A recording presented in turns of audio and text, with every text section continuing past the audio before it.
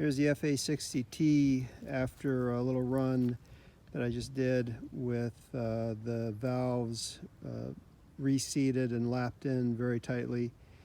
Prior to this effort, I could not get compression on both cylinders. I would get a good power stroke or a good compression stroke on one, and the other one would just spin through without any issue. And now I'm getting pretty much equal power on both strokes. This is where I had to lap in the valves to get them to seat. And anyway, it's running much better. I'm getting about 9,400 RPM with an 11.7 prop on it.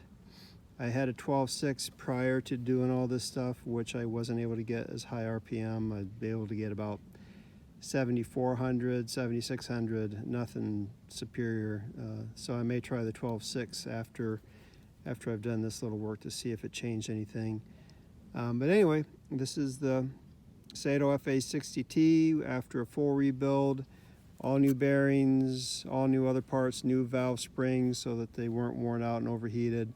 Whoever owned this before apparently had the valve cover on upside down because it's cracked. I've got new valve covers on order.